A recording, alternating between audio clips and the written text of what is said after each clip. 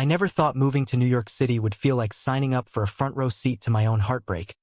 But there I was, fresh out of a nowhere job in Ohio, hauling boxes into a cramped two-bedroom in Bushwick with a guy I'd met through a Craigslist ad that promised chill vibes only.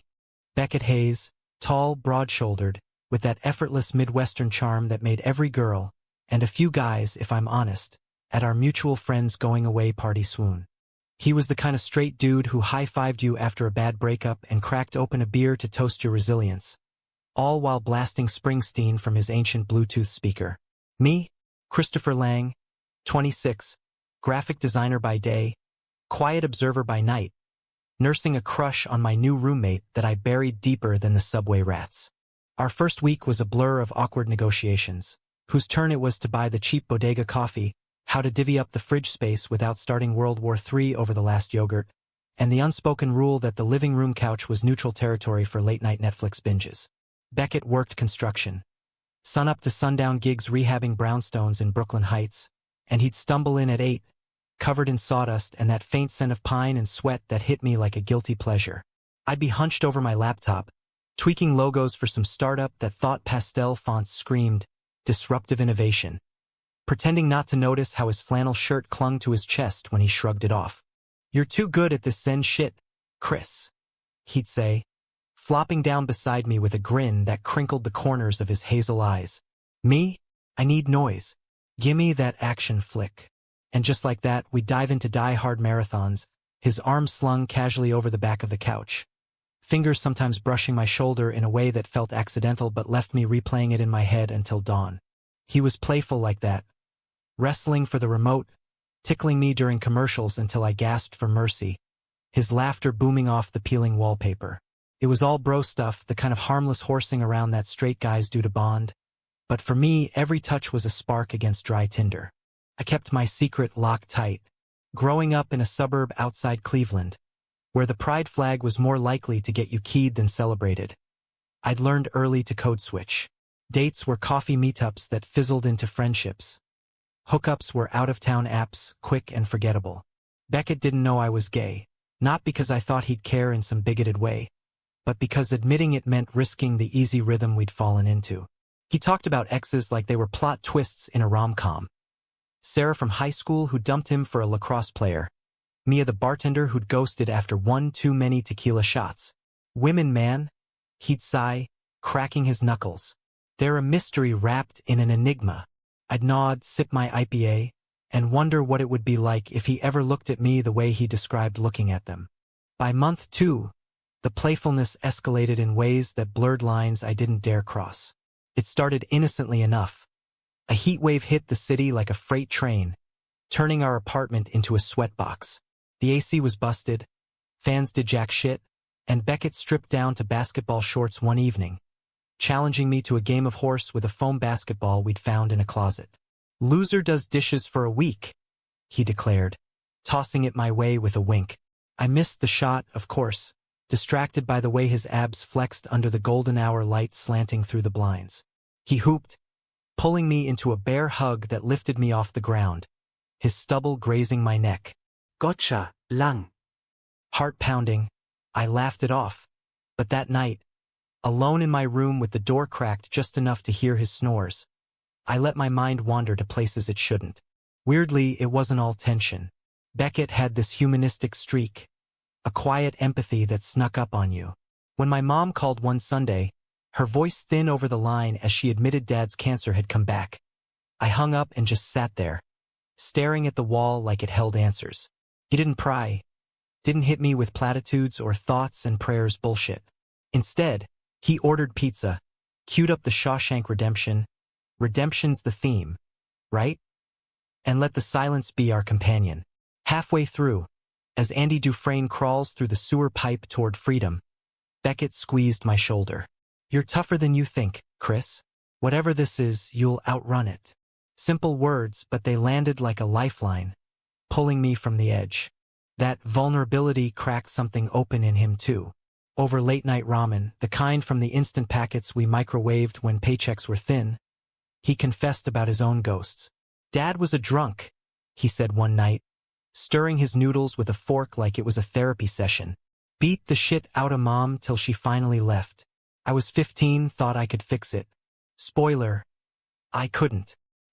His voice was steady, but his eyes weren't, and I resisted the urge to reach across the table, to tell him he didn't have to carry that alone. Instead, I shared a sliver of my own. The high school bully who'd shoved me into lockers, calling me fairy after catching me staring too long at the quarterback. Not the full truth, but enough to make the air between us feel less like a minefield. Fall crept in, leaves turning the sidewalks into a crunchy mosaic, and our routine solidified into something almost domestic. Mornings. Him brewing coffee strong enough to strip paint, me sketching thumbnails while half asleep. Evenings. Him regaling me with site stories, how the foreman shorted him on overtime, or the architect who micromanaged like a control freak, while I vented about clients who wanted edgy, but meant corporate beige. We'd cook together sometimes, Beckett chopping onions with surprising finesse. Mom's recipe, don't judge. And I'd tease him about his knife skills until he flicked water at me from the sink. It was playful, yeah, but laced with an undercurrent that made my pulse stutter. One night, after a particularly brutal day, me losing a freelance gig to some AI tool, him twisting his ankle on a scaffold, he cracked open a bottle of bourbon we'd impulse bought at a corner liquor store. To surviving New York, he toasted, clinking his glass against mine. 2 shots in, the room warmed, barriers dissolving like sugar in tea. He leaned back, feet propped on the coffee table, and fixed me with that intense gaze. You ever wonder if we're just stuck? Like, chasing dreams that ain't real? I shrugged, the alcohol loosening my tongue. All the time. But then I look around this dump and think, hey, at least the company's solid. He smiled, slow and real, and for a heartbeat, his hand covered mine on the armrest. Not a grab, not a pat, just there, warm and steady. I pulled away first, blaming the buzz, but the ghost of that touch haunted me for weeks. As Thanksgiving loomed, the city buzzed with pre-holiday frenzy. Fairy lights strung across stoops, the air crisp with chimney smoke and roasted chestnuts from street vendors. Beckett's family was scattered. Mom in Florida with a new boyfriend, Dad God knows where nursing regrets. Mine? Flying solo after the chemo news. Screw it, he said over breakfast bagels. We're doing our own thing. Turkey TV dinner and a Rocky marathon. Deal? I agreed, grateful for the deflection, but inside, the loneliness gnawed. That night, as we demolished a sad excuse for stuffing and cheered Bruce Willis through another explosion, Beckett turned to me mid-scene. Your family now, Chris. Weird as that sounds. His words hung heavy, sweet as the pie we'd split, and I swallowed the confession rising in my throat. Little did I know the real storm was brewing. Not the nor'easter forecast for Black Friday, but the one that would rip through us like a Category 5. It started with a text from his phone, buzzing on the counter while he showered. I wasn't snooping, swear to God. Just glancing as I waited for the water to boil for tea.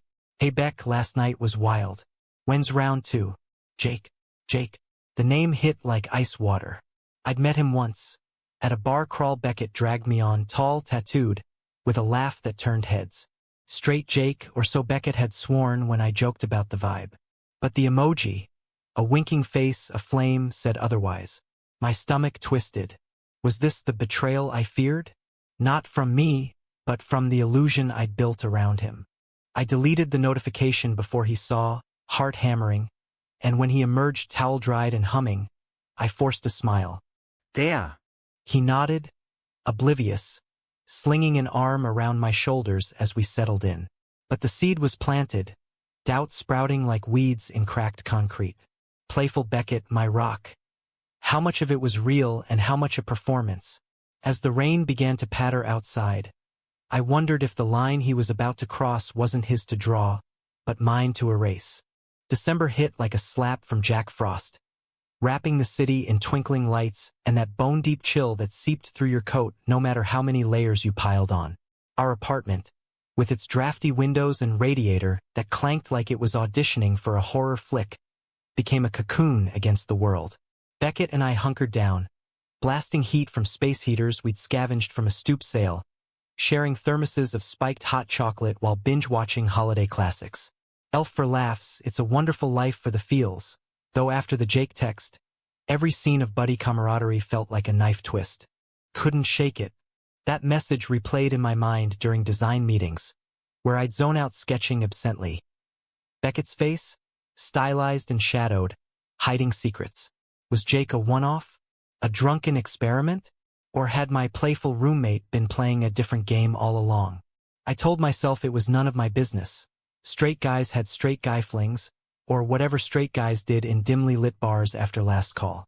But the jealousy, it burned irrational and fierce, because if Beckett was questioning, why not with me? Why the horseplay that stopped just short of more? He noticed my distance, of course. Beckett had a radar for moods, honed from years of reading his dad's blackouts and his mom's silences. "You good, man?" he'd ask, pausing mid-bite of his PB&J, those hazel eyes searching mine over the breakfast bar.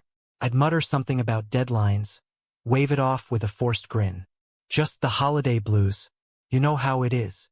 He'd nod, but the concern lingered, manifesting in small gestures.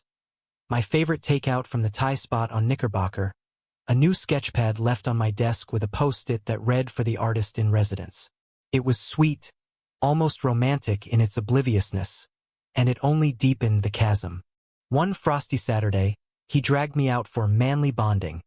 His words, not mine. To ice skate at Bryant Park. The plaza was a winter wonderland. Towering pines dripping with ornaments, vendors hawking mulled wine, kids shrieking as they tumbled on the rink.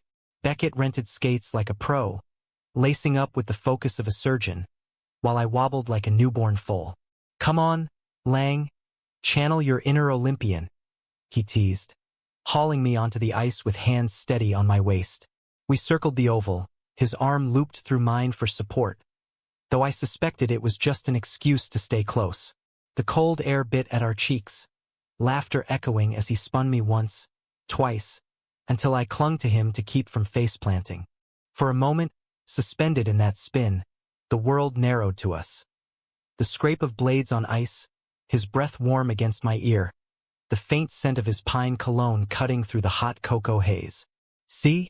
Not so bad," he murmured, and I could have sworn his grip tightened, fingers pressing into my side like he didn't want to let go. My heart thudded, a confession bubbling up. "I like you, Beck. More than roommates. More than brothers." But then a group of teens barreled past, shattering the bubble, and he released me with a whoop, skating ahead to show off a wobbly hockey stop. I trailed behind, the warmth fading, replaced by the familiar ache. That night, back in the apartment with toes thawing in fuzzy socks, the playfulness resurfaced over a pot of chili bubbling on the stove. Beckett stirred, hip-checking me out of the way with a grin. "Personal space, Hayes." I shot back, but I leaned into it, the contact electric. He retaliated by flicking chili at my shirt, sparking a chase around the tiny kitchen island that ended with me pinned against the fridge. His hands on my wrists, faces inches apart.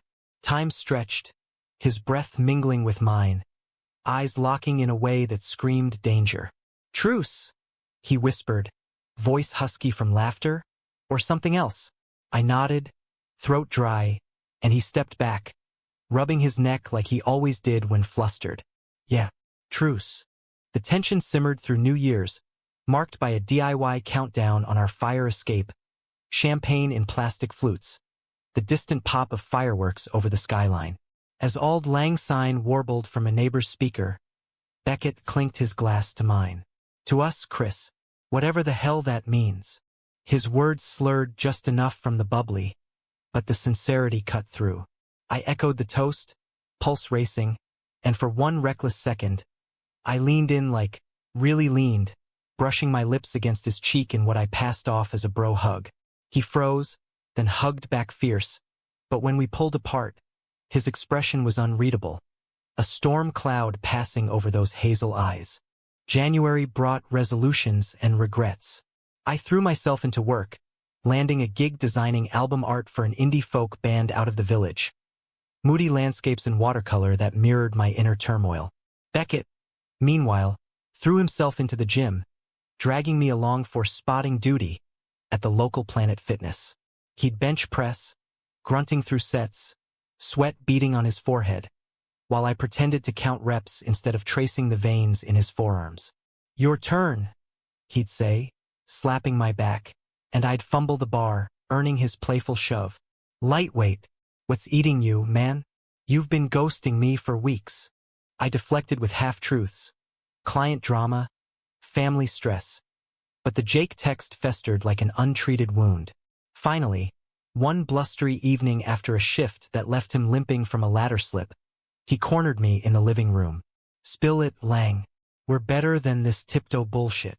The vulnerability in his voice cracked my resolve. I blurted it out, the words tumbling like an avalanche. The text, the doubt, the fear that our whole dynamic was a lie. His face drained of color, then flushed red. "Jake? That was nothing. A stupid night. Beers, shots, and yeah, we kissed. Once. I was wasted, questioning everything after this girl I'd been seeing bailed." He paced, hands raking through his hair. "But you thinking it's more? Chris, you're my best friend. That shit with you, it's different. Real." My chest tightened, hope warring with hurt. "Different how?"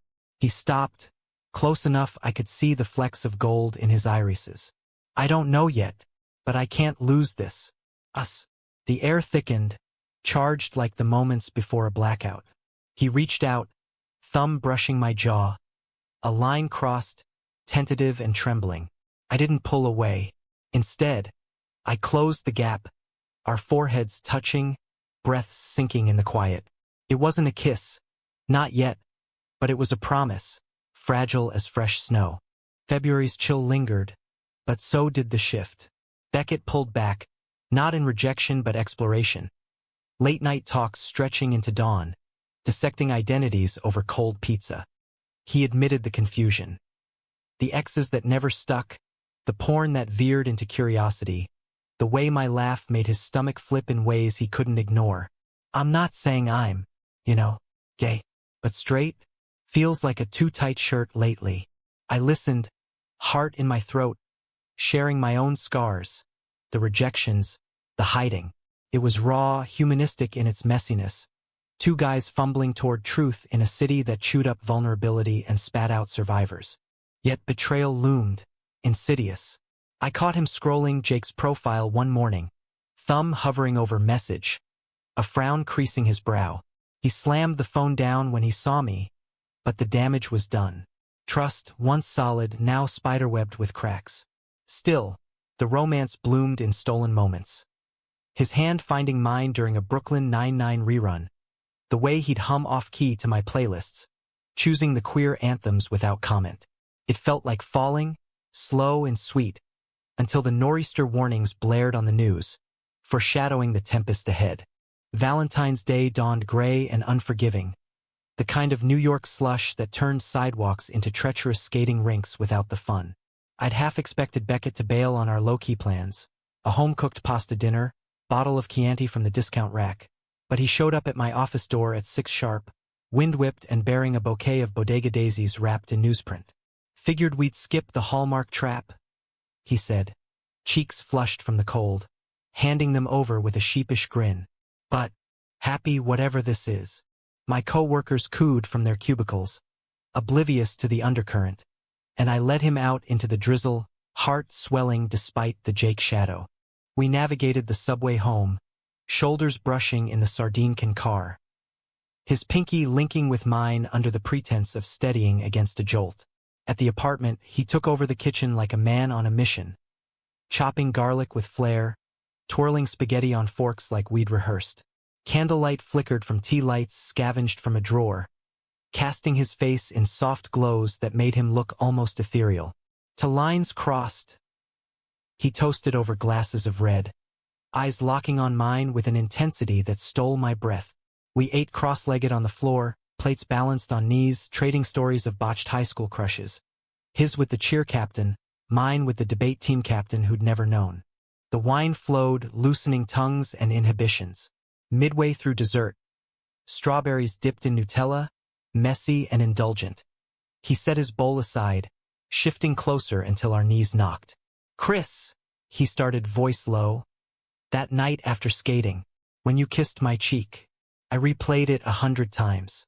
Wanted to turn to. He trailed off, hand finding my knee under the blanket fort we'd improvised. The touch was electric, deliberate, and I covered it with mine, thumb tracing his knuckles. Then turn, I whispered, the words a dare wrapped in hope. He did, slow, deliberate, leaning in until lips met in a brush of tentative fire. It was soft, exploratory, tasting of wine and wonder, his free hand cupping my neck like I was fragile glass. We broke apart gasping, foreheads pressed, the room spinning like the city lights beyond the window. Was that okay? He murmured, vulnerability raw in his eyes. More than okay. It was revelation, the playful facade crumbling to reveal the man beneath, scared and seeking. We talked after, curled on the couch, his head on my shoulder as he confessed the fear. Labels, family judgment, the construction crew's locker room jabs if word got out. I like girls. Always have. But your home, Chris, doesn't fit the box. I held him, stroking his hair, sharing my own limbo. The apps I deleted, the dreams of something real. It was romantic, yes, but laced with drama. The high of discovery shadowed by the what-ifs. Spring teased with erratic warmth, cherry blossoms unfurling along the promenade like pink promises. Our rhythm evolved. Mornings tangled in sheets, kisses stolen before alarms. Nothing more, boundaries respected. Evenings walks in Prospect Park where he'd steal my hat and dash ahead, laughing until I tackled him into the grass. The playfulness persisted, amplified. Pillow fights that ended in breathless heaps. Inside jokes whispered like secrets. But conflict brewed, subtle at first. Beckett's phone buzzed more. Jake texts, innocuous check-ins that he showed me transparently. But each ping a reminder of the world outside our bubble. Work pulled us in opposite directions. Me buried in a rebrand for a queer-owned coffee chain. Irony not lost. Him on a massive gut rehab in Tribeca. Days stretching into overtime. Exhaustion frayed edges. A forgotten grocery run sparking a snippy text war. My late night at the studio met with a curt, don't wait up. Petty stuff, but it accumulated, tension coiling like a spring. Then came the betrayal, sharp and unforeseen. I came home early one rainy Tuesday, sketches tucked under arm, to find the apartment empty but for a half-empty beer on the counter and Beckett's jacket slung over a chair. Voices drifted from the fire escape. His low and urgent, and Jake's smooth as bourbon.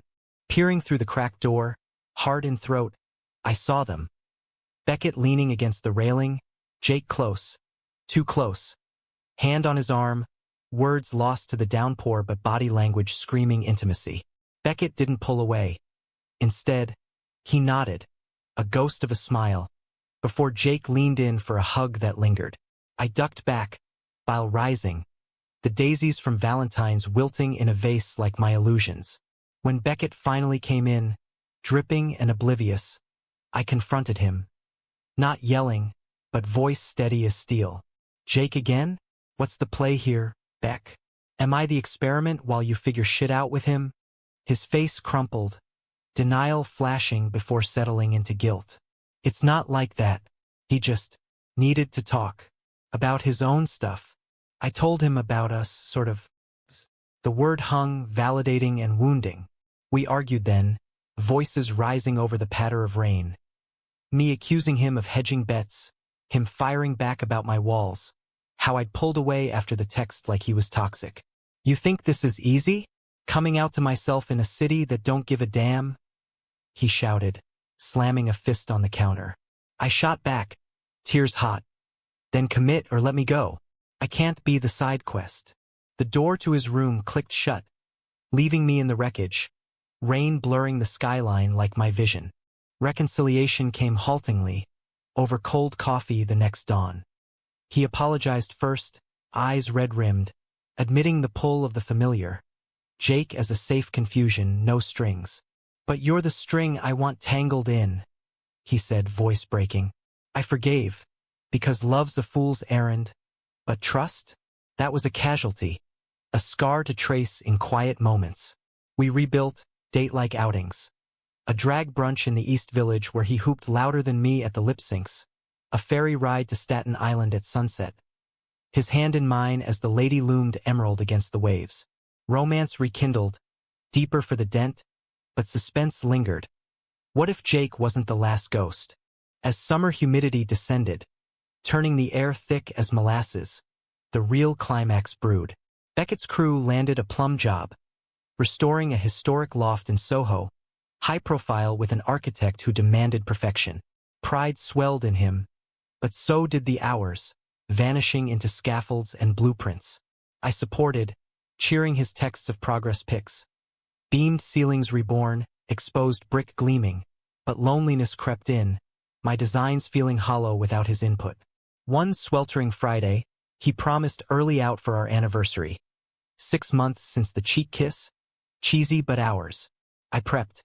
Chilled rose, playlist queued with Hosier and the Lumineers. But 8 became 10 midnight, his key finally turning with slurred apologies. Site ran late. Foreman bought rounds. The scent of whiskey clung, but worse.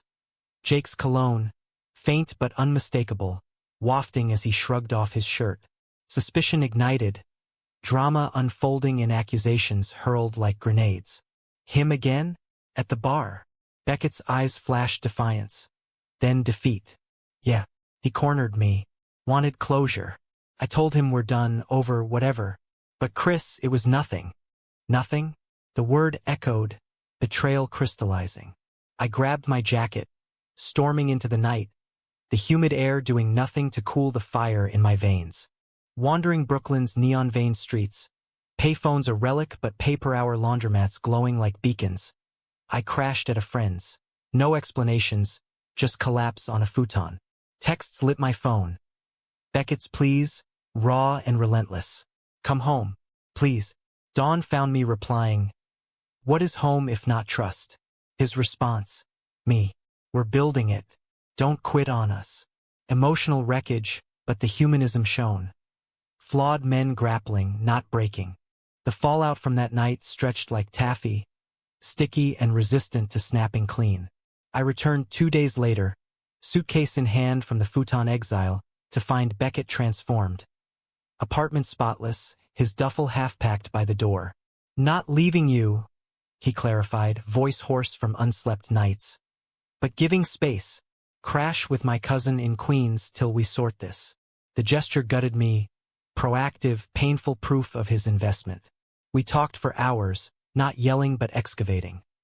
My abandonment fears from Dad's illness, his terror of repeating his parents' fractures. I kissed him goodbye, he admitted, chin lifted in defiance. To end it. Stupid, yeah, but closure. Hurt throbbed, but understanding bloomed. Betrayal not malice, but mess. He stayed in Queens a week, our communication reduced to voice memos. Mine venting freelance woes, his recounting crew banter that skirted the personal. Absence sharpened longing. I missed his chaos, the way he'd hog the bathroom mirror critiquing his stubble. When he returned, tentative as a truce flag, we marked it with takeout tie and a no-touch rule. Eyes only, rebuilding from glances. It worked, slowly. Shared grocery lists evolving to coffee runs, his hand brushing mine at the checkout like static electricity. Romance reignited in embers. Notes tucked in my sketchbook, Mr. Chaos. Playlists swapped with queer icons like Frank Ocean. His annotations this one's us. Summer peaked in a heat dome, asphalt shimmering, subways a mobile sauna. Beckett's Soho project hit crunch time, deadlines looming like storm clouds. I tagged along one weekend, clipboard in hand like a tourist, watching him direct masons with quiet authority. Shirtless under the safety vest, sweat carving paths down his back. Pride swelled, mingled with desire, but I kept distance, cheering from the sidelines. You're a natural, I told him after, over rooftop beers at a nearby dive. He blushed, rare and endearing. Nah, just don't want to fuck it up.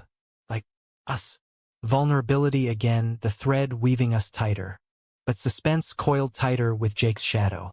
A mutual friend, blissfully unaware, mentioned a bar sighting. Beckett and Jake, heads bent close over pool cues. Looked intense, she texted. Emoji heart meaning harmless.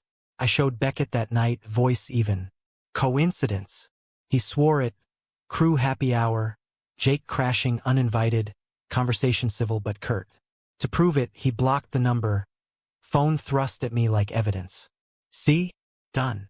Trust teetered, but his eyes, pleading open, tipped it back. We sealed it with a kiss, deeper than before.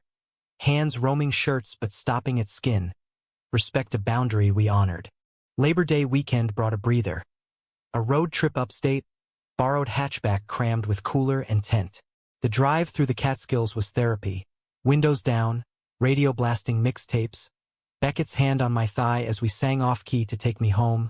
Country roads. We hiked Cotterskill Falls. Mist kissing our faces. His arm around my waist on the slippery trail. At the summit, rainbow spray arcing like a sign, he pulled me close. This, you and me against the bullshit. That's the dream. Emotional peak, romantic in its simplicity, the fall's roaring approval. Campfire that night. Stars pricking the velvet sky, marshmallows charred to perfection. Stories flowed. His boyhood fishing trips with a dad half sober. My secret journals of crushes sketched in margins. Laughter turned tender when he traced my palm. What if I said I'm bi, or pan, or just Beckett sexual? I chuckled, but the weight landed. Say what feels true. I'll be here. He kissed me then, slow and sure, the fire crackling like applause. No lines crossed beyond that. Cuddling under sleeping bags, whispers in the dark. But it was enough. A foundation poured deep. Back in the city, autumn nipped at summer's heels. Leaves carpeting the parks in crimson and gold. Beckett's project wrapped with fanfare. A ribbon cutting where the architect clapped him on the back, calling him the heart of the crew. He glowed, inviting me as his plus one. Introducing me with a casual arm around shoulders that spoke volumes. Pride events dotted the calendar. We marched in Queen's Pride, rainbow flags waving, his hand clasped in mine through the throng. Feels right, he murmured amid the cheers. And it did. Humanistic triumph over fear. Yet drama escalated as winter loomed. Dad's chemo intensified. I flew home for a weekend, returning hollow-eyed to Beckett's waiting arms. He cooked, burnt edges and all, holding space for my grief without filler words. Tell me about him, he prompted, and I did. The man who'd taught me to throw a curveball, now frail in a hospital gown. Beckett listened, then shared his own. Mom's latest email, hinting at reconciliation with Dad. Tempted, he confessed. But scars don't fade. Bonding in breakage, our love a bomb. The betrayal's echo resurfaced in November, crisp air carrying whispers. A crew buddy cornered Beckett at a rap party. Heard you're going rainbow. Jake's pissed. Says you led him on. Words twisted, but the damage rippled. Gossip hitting Beckett like shrapnel, doubts resurfacing. He came home raging, not at me but the world. They think it's a phase? Fuck that. I calmed him. Ice pack on knuckles bruised from punching a beam, but inside, fear stirred. Was this the crack that would widen? Climax brewed that stormy Thursday, the nor'easter unleashing fury. Winds howled, rain lashed windows like accusations. Beckett stumbled in late, soaked from a forced overtime, but the whiskey on his breath screamed detour. Happy hour ran long, he slurred, collapsing on the couch. I pressed gentle at first. Jake, he laughed, bitter. Nah, just everything. The crew's side eyes, Mom's silence since I told her. Then the bomb. Ran into him. Apologized again. He gets it now or pretends. Pretends. The word ignited. Argument erupted, words weapons. My accusations of weakness, his of control. You want me perfect? I'm not, he roared, shoving the coffee table aside. I fired back, tears streaming. I want honest, not this half-in bullshit. He advanced, fury morphing to desperation, hands gripping my arms. Then believe me, it's you. Always. The kiss that followed was war. Fierce, claiming, bodies crashing against the wall. But mid-clash, his phone buzzed. Jake's name flashing, a voicemail icon pulsing. He froze, pulling away, guilt etching his face. I snatched it, hitting play before he could stop me. Jake's voice, slurred and seductive. Beck, miss you. That closure? Bullshit. Come over. We both know what we want. The room tilted, betrayal solidifying. Not a kiss, but a lifeline he'd almost grasped. You listened. I whispered, shattered. He sank to the floor, head in hands. Deleted it. Swear. But yeah. Heard enough to end it for good. Too late. The line crossed wasn't passion's. It was trust's fracture, irreparable in the rain's relentless dirge. The morning after the storm dawned brittle, sunlight slicing through clouds like hesitant forgiveness. Beckett was gone when I woke. Note on the counter. Coffee's hot. Taking a walk. Love, be, love. The word mocked, but I sipped the brew anyway, its bitterness mirroring the ache. When he returned, face drawn from circling the block 100 times, we didn't fight. Exhaustion won. Instead, we sat at the kitchen table, knees touching, dissecting the voicemail like forensics. It was temptation, he admitted, voice threadbare. Not action. But I get why it kills you. I nodded, tears pricking. Kills us, Beck. How do we rebuild from ghosts? We tried humanistic in our stubborn hope. Therapy sessions. His first, mine tagging along. Unearthed roots. His fear of abandonment echoing his parents' split. My terror of invisibility from years closeted. You're seen, he told me in a session, hands squeezing mine across the circle. By me. Dates resumed, intentional. A comedy show in Hell's Kitchen where we laughed till sides ached. His head on my shoulder during the quiet bits. Romance flickered. Notes in pockets, you're my north. Slow dances in the living room to Norah Jones. Bodies swaying in the half-light. Winter deepened, holidays a gauntlet. Thanksgiving. We hosted a ragtag crew. My queer artist friends, his tolerant co-workers. Turkey charred but vibes warm. Toasts to found family landing genuine. Christmas Eve. String lights draped over our tree. A Charlie Brown special from a lot. Gifts exchanged with ceremony me. A leather-bound journal for his project sketches. Him, custom tees with my designs. One reading Beckett sexual in playful script. We made love that night. Not crossing into explicit, but tender explorations. Hands mapping familiar terrain with new reverence. Emotional apex, vulnerability bared like gifts under boughs. But conflict simmered, betrayal's aftershocks. Dad's health rallied, a scan showing shrinkage, but the scare amplified my cling.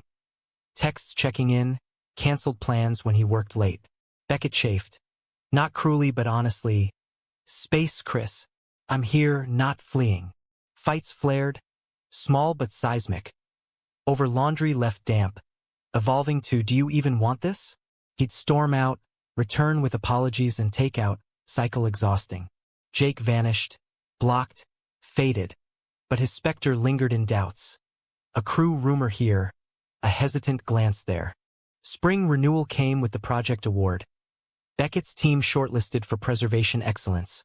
A gala in a gilded Soho ballroom. He asked me to be his date, proper. Tux rented, nerves jangling. I said yes, pinning a boutonniere of forget-me-nots to his lapel, whispering, knock 'em dead. The night shimmered. Champagne flutes, schmoozing architects, his hand at my back possessive. When they won, his name on the plaque, he pulled me on stage for the photo op, kissed to my temple amid flashes. Couldn't without you, he murmured, world watching our truth. Yet climax echoed in quiet aftermath. Post-gala, buzzed on victory, we tumbled home to a waiting envelope. Mom's letter, forwarded from Ohio. Beckett read it aloud, voice cracking. Pride in his growth, sorrow for the boy she'd left behind, an invitation to visit. She knows about us, he said, stunned. Joy warred with wariness. We booked tickets, a bridge to mend, but en route. Amtrak humming through Pennsylvania, his phone died, charger forgotten, leaving silence to fester. At the station, a call from Jake's number. Wrong? He'd swear. A spoof. But the message, Congrats on the award. Still thinking of you. J. Panic surged. He deleted, but I saw the preview, trust fracturing anew. Confrontation exploded in a Jersey motel. Lay overnight. Accusations flying.